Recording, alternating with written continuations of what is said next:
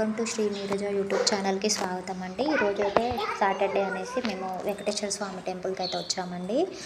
ఈ గుడి అయితే చాలా అంటే చాలా బాగుంటుందండి. మేము ఎప్పుడు మాకు పుట్టినరోజులైనా, మ్యారేజ్ డే అయినా, ఇంకెలాంటి ఎకేషన్స్ అయినా కూడా మేము ఈ టెంపుల్కి వస్తామండి. మాకు కొంచెం సెంటిమెంటు. ఈ గుడికి వచ్చి అర్చన చేసుకుని వెళ్తామండి. ఈరోజు అయితే ఈ వీడియో మీకు చూపిద్దామని అయితే నేను ఈ వీడియో తీసానండి. ఈ వీడియో మీకు కూడా నచ్చుతుందని అనుకుంటున్నానండి. కొంచెం సబ్స్క్రైబ్ చేసుకోండి, నాకు సపోర్ట్ చేయండి మనస్ఫూర్తిగా కోరుకుంటున్నానండి. ఇది నవగ్రహాలండి. ఇవి మనం స్టార్టింగ్లో చూసినప్పుడు అడుగు పెట్టగానే గరుడ స్తంభం అనేది కనబడుతుంది. పక్కనే నవగ్రహాలు ఉన్నాయండి. ఈ పక్కన వాటర్ వచ్చేసి మనము గుళ్ళోకి ఎంట్రీ కాగానే కాళ్ళు కడుక్కోవడానికి అక్కడ నీళ్ళు అయితే పెట్టారండి. ఇది కొంచెం విలేజ్లోనే ఉంటుందండి ఈ టెంపుల్. చుట్టూ అయితే చాలా అంటే చాలా బాగుంటుంది. భక్తులు అయితే కొద్దిగా తక్కువనే వస్తారండి ఈ గుడికి. ఎందుకంటే ఇది ఓల్డ్ వెంకటేశ్వర స్వామి టెంపుల్గా అంటూ ఉంటారు. కానీ ఈ టెంపుల్ అయితే చాలా అంటే చాలా బాగుంటుంది. మనం ఇవన్నీ అబ్జర్వ్ చేసి చూడాలి. అసలు చాలా అంటే చాలా కష్టపడి కట్టారట్టుంది. డిజైన్ అయితే చాలా చాలా బాగుంటుందండి. ఎంతైనా అప్పటోళ్ళేనండి. ఆ మోడల్ అయినా అవైనా కూడా అసలు ఎంత కష్టపడి ఉంటారో ఆ డిజైన్ చూడగానే మనకు అర్థమవుతూనే ఉంటుందండి. నేనైతే అన్నీ అబ్జర్వ్ చేశాను. ఇదేమో మనము పక్కన ప్రదక్షిణాలు చేస్తూ ఉంటాం కదండి, అదే దానికోసం నేను అలాగే తీస్తున్నానండి, ప్రదక్షిణాలు చేసుకుంటా. ఇదేమో పక్కన రావి చెట్టు అన్నమాట.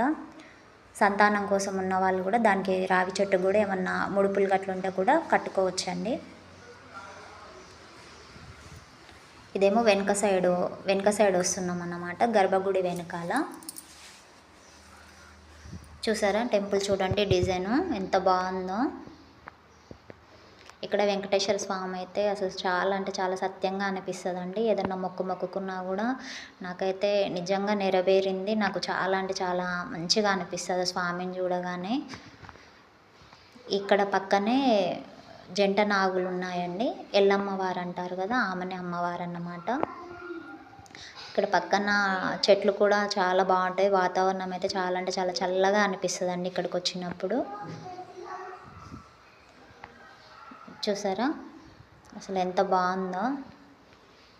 ఈరోజు ఇక్కడ అన్నదానం పెడుతున్నారండి. స్వాములు ఉంటారంట. ఈరోజు ధనుర్మాసం కదండి, ఈ నెల 31 రోజులు ధనుర్మాసం అని ఉంటుంది. ధనుర్మాసంలో నెల రోజులు అన్నదానం అనేది ఖచ్చితంగా ఉంటుంది.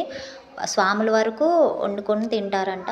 మనలాంటి వాళ్ళు వస్తే కూడా సరే లేదు అనుకుంటా కూడా వాళ్ళ శక్తి ఉన్నంత పెడుతూ ఉంటారంట అండి. అందుకనే వాళ్ళు అన్నదానానికి వంటలు చేస్తున్నారు.